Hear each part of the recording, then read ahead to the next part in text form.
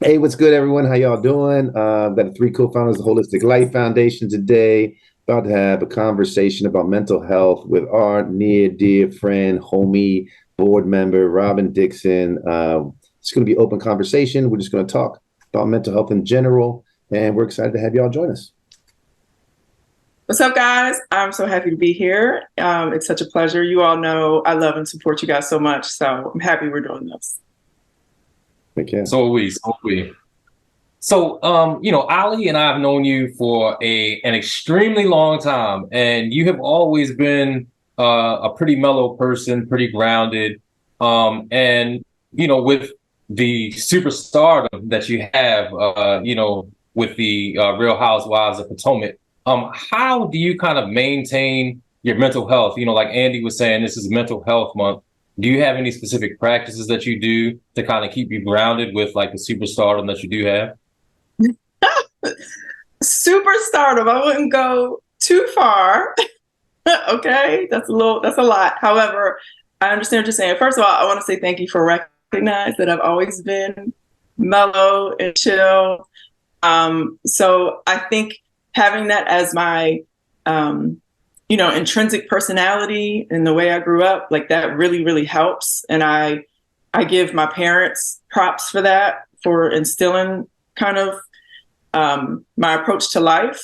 But yeah, being on a platform such as the Real Housewives of Potomac and everything that comes with it, and the social media that comes with it, and just all the outside noise, definitely it can, if you aren't checking yourself and checking your mental health, it can get at you. It can tear you down. It can change your whole perspective on things. And so I'm able to kind of just stay grounded and centered.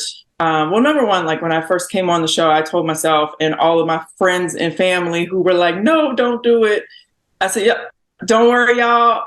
I'm not going to change. I'm going to be myself. Like, that's the last thing that I want to happen, is for them to be like, yo, you're a different person. You're not the same person that you were before you came on the show. So I really made sure I kept that in mind.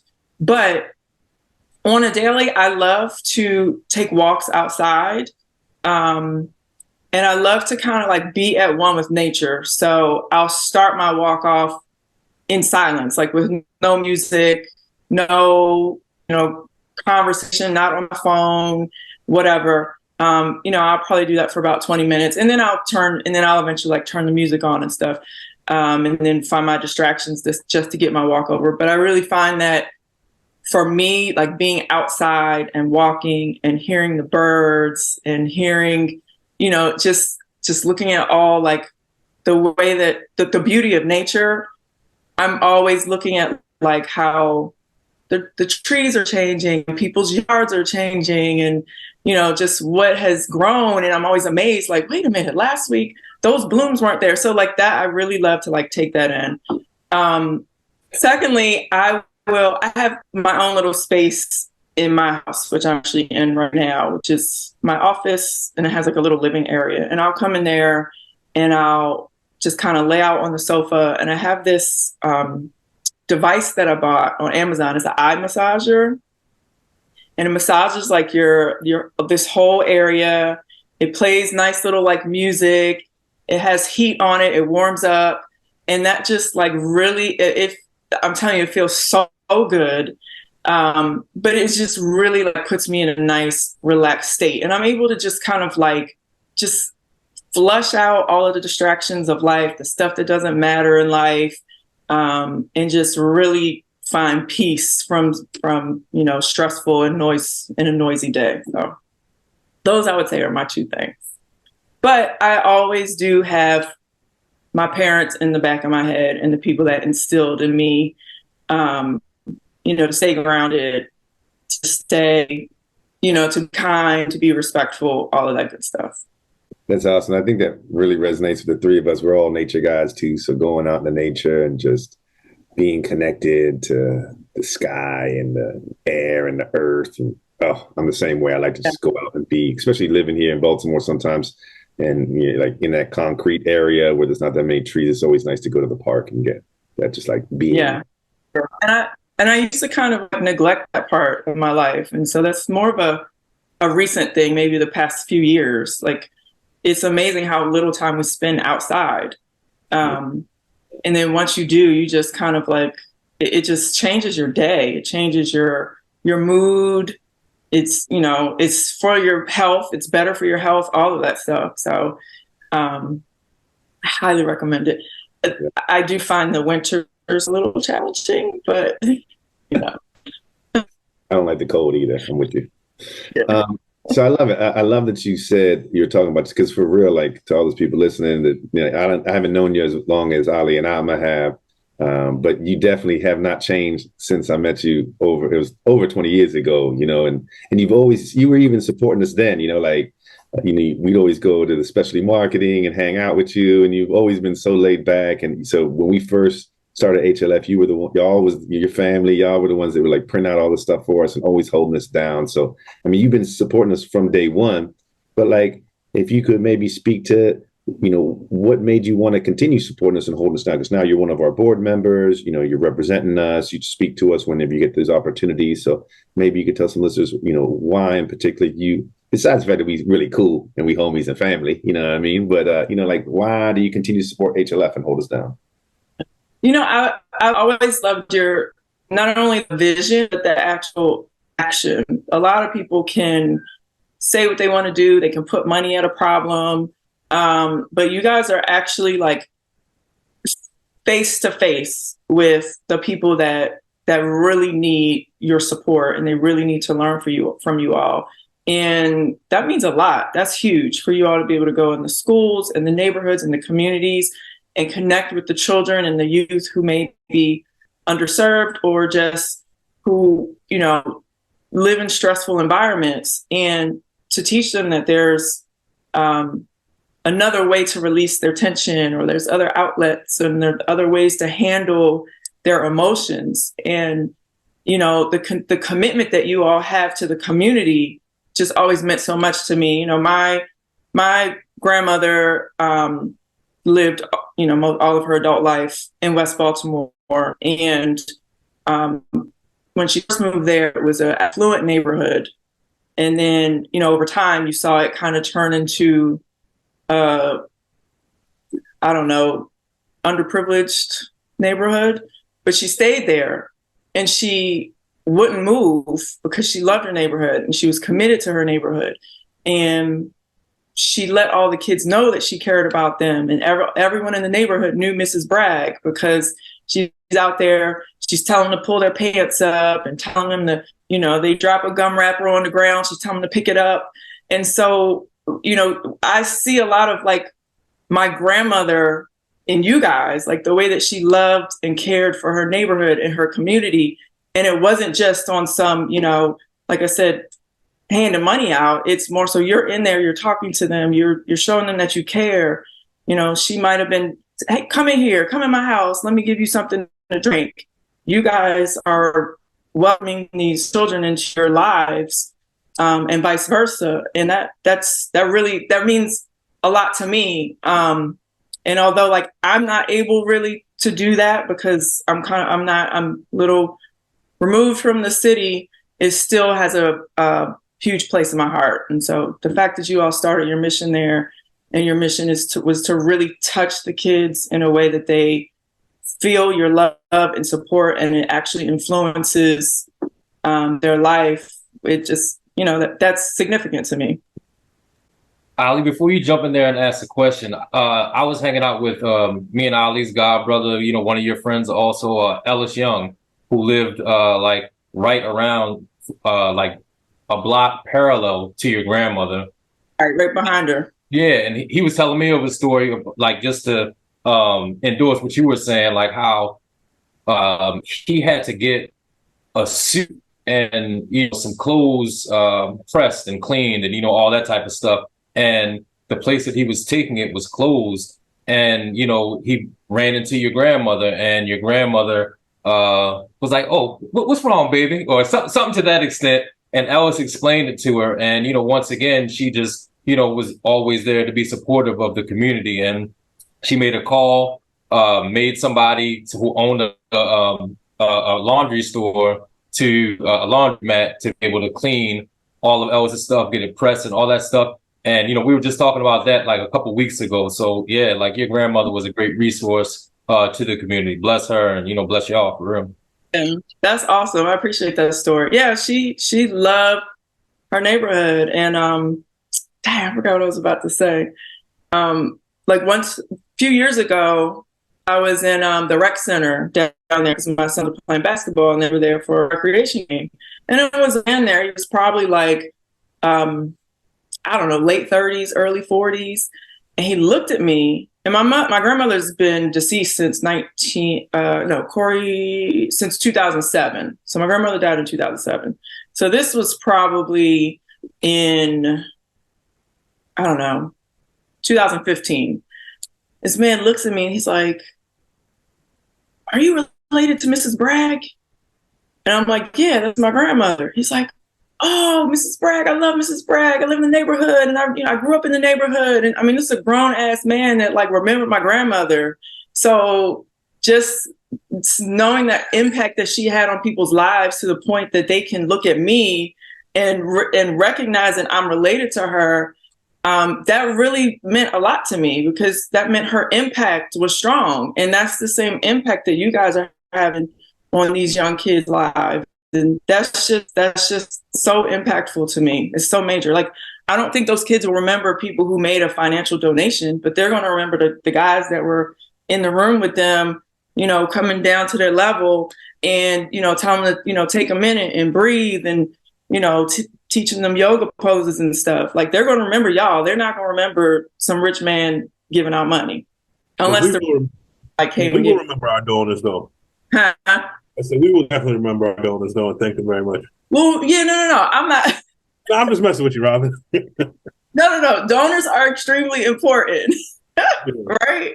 But you have some organizations that just give money away, and that's all that they do. They're not hands-on. They're not in the community. They're not. The kids don't know where the money came from and why, and any of that. They don't know. So the fact that you guys are actually physically in the schools and in the communities helping people get better and learn ways not just to temporarily fix their solutions, but you're teaching them how to cope with life for the rest of their life. That's amazing.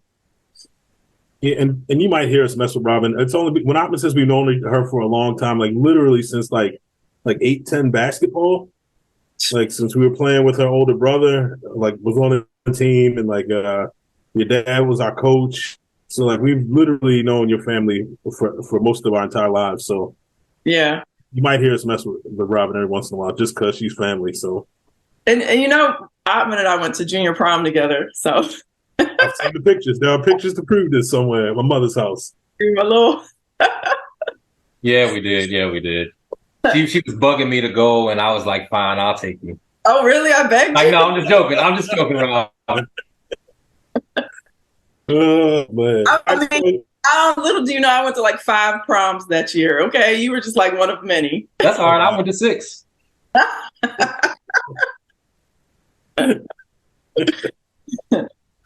Oh man! All right, so Rob, with the profession you're in, like you have to have a social media presence. I feel like that's a part of the game that you're in.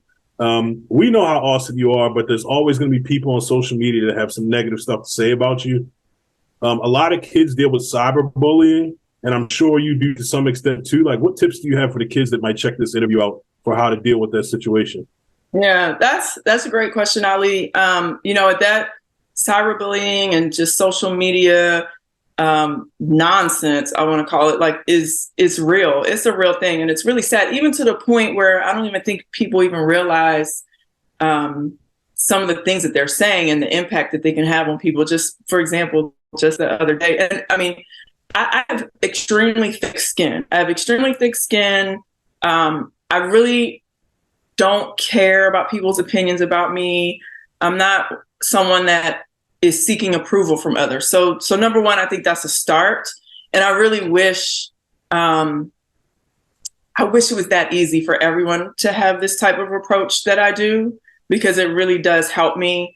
But like the other day, I'm like, someone leaves a comment and they're like, oh, I don't like your hair in this picture. You shouldn't have done this. You shouldn't have done that. And I'm just like, I know that it's not an evil comment, but it's an unnecessary comment, and it's just, and I mean, trust me, that is like the nicest of the comments. Like, it gets worse and worse. But I mean, even someone like that who chooses to leave a negative message, instead of internalizing that for myself, there goes my fingernail. Instead of internalizing that for myself, I have to say, unfortunately, there's something lacking in that person's life.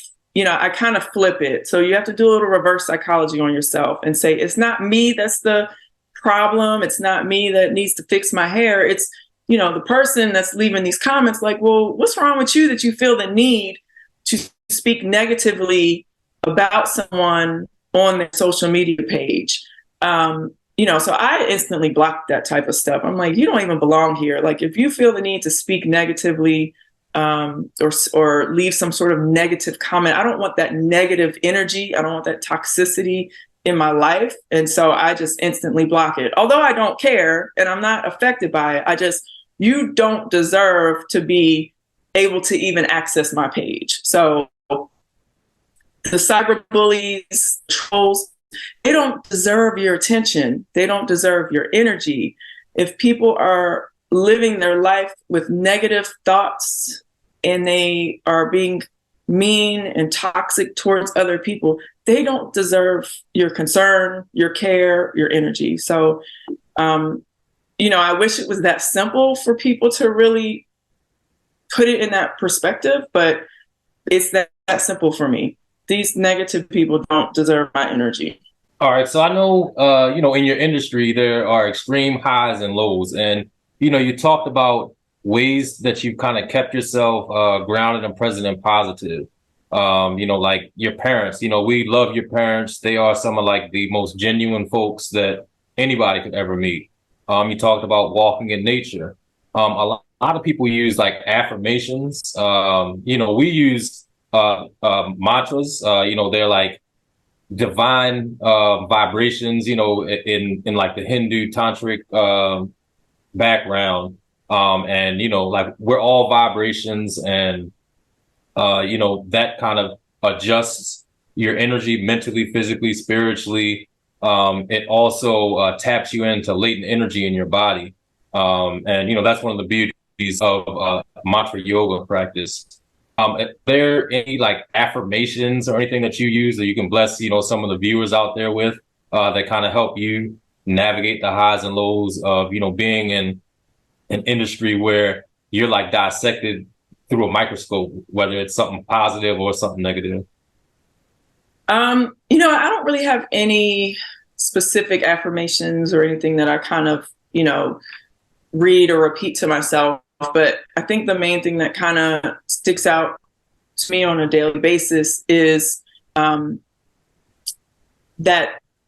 I remind myself that no one is perfect, and that, the goal in life is not to seek perfection, but it's just to be the best version of yourself that you can be that day, or to be better than you were the day before. And so, but you do have to constantly remind yourself nobody's perfect and they're all human. And so, when I might be dealing with something that is controversial or, embarrassing or whatever, it's just that you just have to constantly remind yourself that I'm a human being and I'm not perfect. And because I'm on a platform, I actually look at my trials and tribulations and challenges as a blessing, because I am able to speak to people who may go through similar things, or, maybe feeling down about themselves or what have you. And I'm able to say, it's okay. You're not perfect. Life's not perfect. We're all humans. We all live and we learn, and we go through ups and downs and the hills and valleys of life. And so I would say my daily affirmation is just reminding myself that it's okay to not be perfect. Well, I love that. I think that is such a beautiful thing to remind people. And I think it's very wise of you. You know, it takes, I think, a lot of life lessons and experience. I think a lot of people, those trials and tribulations they faced, or the scars that they have, or the trauma that they hide that stuff, you know, right? They push it down and they're embarrassed about it. Oh, I don't want anyone to know that I go through this, or that I had a breakdown, or I was crying yesterday. No, because everyone, especially nowadays, like put this face on that everything's all good and gravy and stuff. So it's really beautiful that you're able to do that. One, you know, that you're able to learn and use those instead of as weaknesses, but as strengths. Like, hey, I went through all this shit and look at me now. Like, this is who I am and I'm cool with this. And I think it really helps when you're communicating to other people that, because then just like you said, then they can look at you. Because I think a lot of times, like they look at you like, oh, damn, like she went through this too. And then we had similar experiences, because I think so often when people are struggling with whatever it is, you know, like these emotions, these things going on, it's like they feel alone, you know, like, oh, I'm the only one that goes through this. Like, oh, and they start beating themselves up. So it's really beautiful that you're able to take that and flip it for a positive. I think it's a great message for our listeners. And you know, it kind of takes me to my next question, because, you know, like in your industry, Ali and I both kind of mentioned, like you're under a microscope, right? You know, like everything you do, whether it's social media or you just walking down the street and people saying it's like, oh, is that her? Oh my goodness, great. You know, like it can be a lot. And I know in the entertainment industry in general, you see with people who have mental breakdowns, right? Some people who can't handle it. It's intense. I think people aren't aware of all, not only that bombardment that you got where all eyes on you all the time, but also like the amount of work it takes. You know, people think they just going on a TV show and filming is like, oh, what an easy job. And it's a lot of work.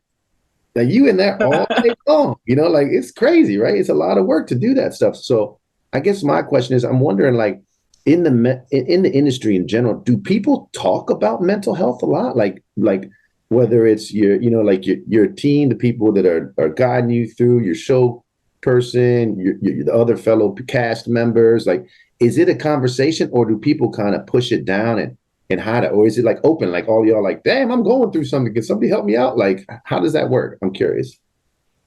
Yeah, you know, that's a good question. So no, it's not discussed a lot. I think now, like, and I mean, like very recently, I think that's going to start to change a little bit. But I can say, you know, when I first signed up to do the show, they do like a psych eval on you. So you talk to, you know, a therapist or a doctor. That was for me 8 years ago.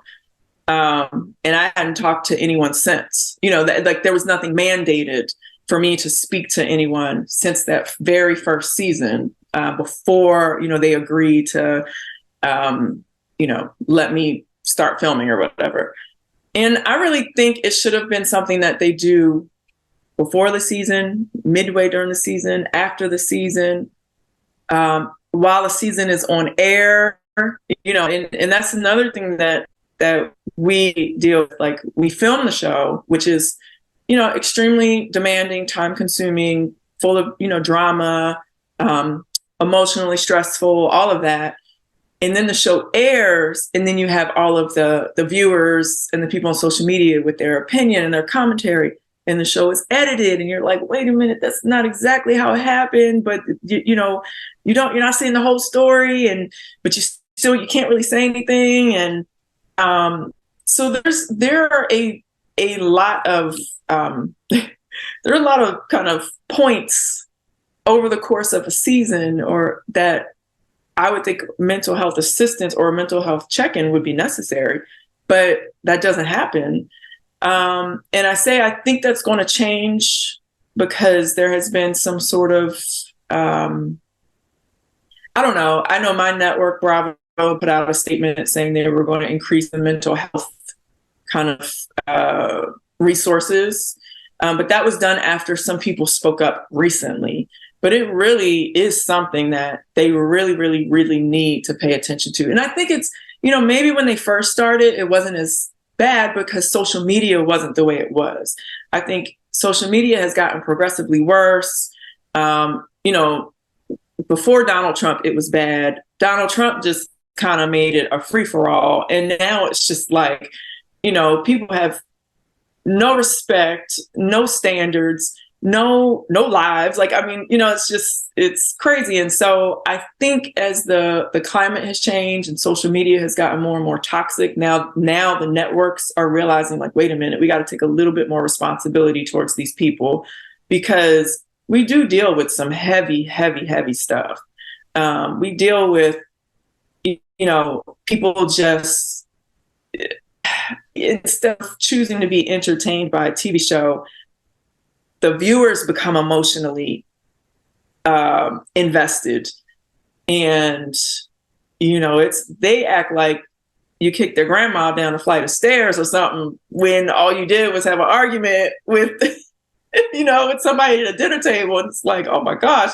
So it just turns into something way more than what it should be. And the mental health resources and just check-ins really need to be a lot more prevalent. And it needs to be a requirement. It needs to be consistent. I don't know if it should be a weekly, monthly, quarterly thing, but it needs to be a thing. You think it'd be done just for the well-being of y'all, it would make the filming be better. You think it'd be something to be much more prevalent, but yeah, they say every single penny. I think maybe they look at it, people who we choose to sign up for this. So it's like, okay, well, you choose to do this. And so you kind of know what to expect. You know what you're signing up for. But I'm sorry, I know I didn't sign up for the mess that I deal with. I don't really know who would choose to sign up for that. So, and I'm not like a woe is me type person. So I'm never going to blast all of the things that I'm on the receiving end of. But it's just, nobody would really choose to sign up for what we deal with. So, yeah. Well, if y'all do get a little overwhelmed, you do know 3 individuals that can help you out with some breathing and some meditation. Absolutely. So, out there. So we one more question, then we're gonna wrap it up and let you get along with your day. So, authentic connections are like really good for people's mental health. I'm sure you bump into a lot of people that they're fans of yours. They think they know you, but it's not a connection on your end either. So what do you do to foster those authentic connections in your life? Yeah, that is actually one of my struggles in life, because I do kind of have a mistrust of people, or distrust of people, I'll say, because like people that I haven't known for a long time. Do you know what I'm saying? So like when I signed up for the show, I was very intentional with making sure I maintained all of my friendships from before the show. I wasn't going to become that brand new person that all of a sudden I'm on a TV show and now all of my friends are, other reality people or celebrities or people in that industry. Like that wasn't my goal. I was very intentional in maintaining my connections with the people that I already had lifelong connections with. And I think all of them will agree to that. I think, when you're a public person, like you just have to be a little skeptical of any new people that come around you. And I don't know, I think a lot of times it's like, how do you decipher the good people from the bad people? I really think it's all about the vibe you get. It's really hard to know. And I think you just have to go with your gut, with your intuition and the vibes that you get from those people, and whether you feel like they're being genuine or not. But I definitely am not one of those, pick me type people that needs to be, on the scene, out and about with all of the, whatever, popular people. Like, I'm like, no, I'm stick with my girls. I'm stick with my homies from childhood and from college and my sorors, whatever. Like, I'm not going to be out here just trying to fake the funk with a bunch of people that I really don't know. So it's hard though. It's hard. You just have to be discerning. Remind me of we were talking. Remember the song "Indie Heartbreak"? You be on the box all the time. Remind me that when they talk about like, you know, that city is the me they want to really just the fame, like all that. And just I don't know why when you're talking, it remind me of Ralph Tresvant. Yeah. Yeah, it's hard. I mean, and then I think also like for me, I've just always made sure to, like, you know, me being on a reality TV show, like, just like anyone, if it's an athlete or, you know, a politician, anyone, like that can be taken from you like that, you know, like you can, tables turn and things change and things end and all of that. And so you have to ask yourself, when all of that is gone, who am I? What person am I? Like, what value do I bring? You know, am I being kind and respectful and nice to people and all of that? And so I think, you know, when you have a title or when you've achieved something, like you can't let that define you. Like I don't let me being on a TV show define me whatsoever. I mean, I honestly I leave my house and I go to the store, and sometimes I do forget that I'm on a TV show, and I'm like, wait, why are these people looking at me? And then I'm like, oh, I get it. Now I know why they're looking at me. Like I really don't walk out my door like, oh, I'm a housewife. I'm like, nah, Robyn, I gotta go pick some eggs, you know? So it's just but I'm, like I said, I'm very intentional with maintaining just who I am, who I've always been. And I think I've done a good job. So yeah, it's great sitting on the sidelines observing how you have kept your genuineness about you. And you know, I know it's very easy. I've seen a lot of people lose themselves in fame. But you know, like I said, knowing you for as long as I've known you, you know, it's you are you. You really keep these connections that you've had for a long time, and you really haven't lost the essence of who you are, and that's like a good-hearted human being. So, you know, that's, you know, a blessing, and, you know, shout out to your parents and you, honestly. And thank you for taking time to write to us, and people out there, thank you for tuning in, and thanks, Robyn, for dropping them gems on everyone. Yeah, I appreciate you guys. And, you know, for my people who don't know who you guys are, tell them where to find you, how to support you, whatever it might be. Yeah, so you know, we're the Holistic Life Foundation. Check us out. Our website's hlfinc.org. If you want to reach out for some programmings, maybe some support, you can hit us up at our info email. That's info@hlfinc.org. And thank you so much, Robyn. You're the best. We love you, for real, for real. You guys, love you too. All right, y'all.